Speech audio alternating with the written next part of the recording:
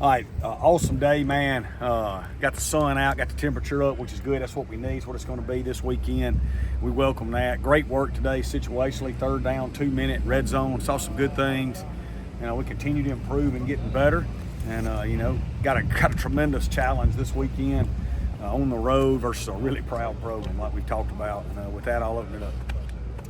What do you see from Jack State's quarterback? Seems like a dual threat guy. Yeah, really good player. He's been a good player for a long time at his other school. He's, like you said, everything runs through him. From a running and throwing standpoint, he's an intense competitor. He makes plays. He had an unbelievable 3rd down conversion scrambling last week versus Eastern Michigan. You can just tell the kid's a winner and really fights and battles and is a tough guy. And we got great respect for him. You speak to a few guys on this team. I know you like the term spill it. Guys who are spilling it and leaders, and the guys you can count on that kind of carrying these guys on along with them. I think Drake Clark and Kenyon Clay, the way they work every day, and you're seeing that. I think Drew Lawson. I think Dylan Lawrence, no doubt. Jay Jones has become that guy. Des Baker and Jalen Sims in the linebacker room. Those guys. Kristen Booth, you know what I mean? Those guys are really, they stand out, I think, from that standpoint. Oh, Coach, just the way Ty Mims played Saturday, how encouraging it was him to see that, have some explosive plays. Yeah, it was great to see, and we said that all last week, that Ty would bounce back. Ty's a proven commodity. He was disappointed in how he played in week 2, and it was great to see him bounce back to last week and have a big ass, what we expect from him every week. And I think that's Ty. That's what Ty does. That's what the expectation level is for him. Getting Sab back has kind of helped that communication on the back end. He's back. He's not 100%, but he is back. He looked his best on Tuesday that he's looked in a long time. Quez is playing at a high level at safety right now, but that backup spot behind him, if Sab can get back to 100%, that'll really solidify that, allow us to spell Quez more. And obviously Sab's a good player too that can add to our kicking game. So, he's better this week than he's been in some time. He'll spill it for Southern Miss again this weekend, and we got a bye week to hopefully get him back to 100%. I just wonder what you think of John White's first snaps out there at quarterback. Yeah, as expected. Testament to our whole program from those kids, the way we've recruited, to Jack Walker, to Chip Long, all the way through. You play 3 quarterbacks, and all of them just know what they're doing. And I've said all along, John is one of the most special freshmen I've ever coached, and he showed it when he jumped in there. Man, he's got a chance to be a really good player. Well, I guess, Coach, I know we're already to Wednesday, but if you can kind of look back on Saturday and how you feel like you guys performed, maybe some areas that you feel like you guys can improve.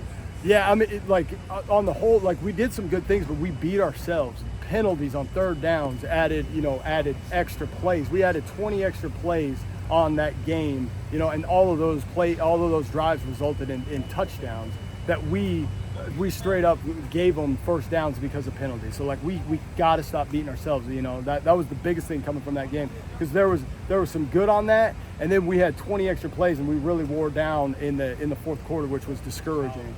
But if we execute and don't beat ourselves, we feel way better about that at the end of the day. Looks like last week we talked about their tempo, but they also it's like they spread y'all out and really opened up the middle of the field. Yeah. I mean, this week your opponent, I know they like to go fast too. Are they going to spread you guys out below the numbers again? Or? No, the tempo is going to be the same, which I felt like until that second half we did a good job with that. And those guys were rolling. These guys are fast as well. They don't have the same splits. It's not the same offense. It's a little bit different. It's more of our traditional, your traditional college offense. So that'll help. Especially those runs that pop when you're so wide. That's why they do it. You don't have that second level. The second level of your defense to knock those down. So this week will be more normal. It'll just be really, really fast. So we got to be ready to execute again with tempo, but we don't have the wide splits. Getting Sab back kind of helps with the depth in the back end of the secondary. Getting who? Sabatini back. Oh, yeah. And this is the first week. I was just talking to him where I really feel like he's getting back to himself. You know, he's starting to push through. We got some, you know, he's been rehabbing that foot and getting back, and he's starting to look like himself again. You know, and starting to play with some confidence. They got a new sole or whatever in that shoe that's really made a huge difference. So getting some depth back there is that'll help. That's huge. Obviously, South Florida, a lot of yards on the ground. I know a lot of those were kind of those longer runs at the end. Yep. But how do you kind of tone that in for this week?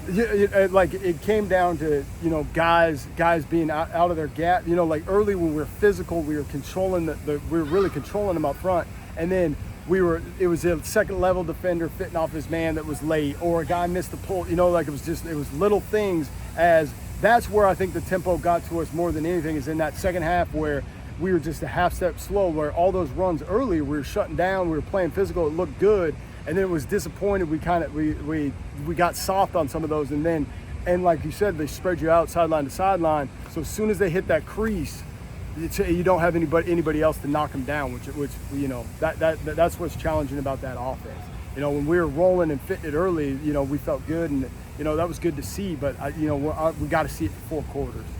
Off of that, can you speak to the play of your linebackers? I know back to run fits and things of that nature, but also in the same token, you had a guy in Pinckney who, you know, rolled up 13 tackles, so you know, good and bad there. So yeah, like those guys do a heck of a job, like controlling the defense, and especially making all the communication with the tempo. And you know, those guys are sideline to side. Like Dez is a crazy man. He's slicing through, making plays. You know, Jalen's controls the defense. Like he's the general out there, and then Trey's making plays all over the place too. And then Chris, when he early the tempo a little got like shell shocked him, but then he settled down and he played good. So like that whole room is guys that we can count on, guys that can control the defense, guys that we feel good with, not only in the run fits but also in pass. They're smart and understand space, you know, in the pass game as well. I wonder what you see out of Jacksonville State's quarterback, another guy who can kind of Yep. threat you both ways. Right? Exactly. It's going to be similar issues. He's not as big as the South Florida kid, but he's an athlete. Like and they got a good quarterback run game with him. So, you know, he gives us the challenges similar to the South Florida kid, just not as big. You know, and he could still beat you with his arm, obviously, but he's the same issues. You know, he's a good running quarterback, just not as big as the South Florida kid. Where's one place this weekend where you just need to see improvement from your defense? I need is 4 quarters of execution. We cannot have the one play mistake or one guy making a mistake on a play. You know, like where, hey, I didn't get that communication, or I just, you know, it didn't fit my gap right. Like we have to execute for 4 quarters. You know, we got to coach it better. We got to get it better, or get it fixed so we can be better on Saturday. Because when we execute 11-1, we got a chance. We can play some really good defense.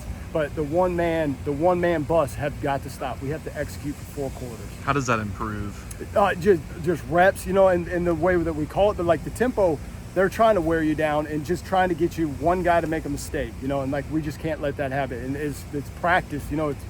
You win and lose ball games out here on Tuesday and Wednesday. Like it's not on Saturday. It's Tuesday and Wednesday. So like these mistakes in practice, you know, if you make a mistake in practice, you're going to probably make one in the game. Like. That's where, like it's got to be execution all the time throughout the week. Good?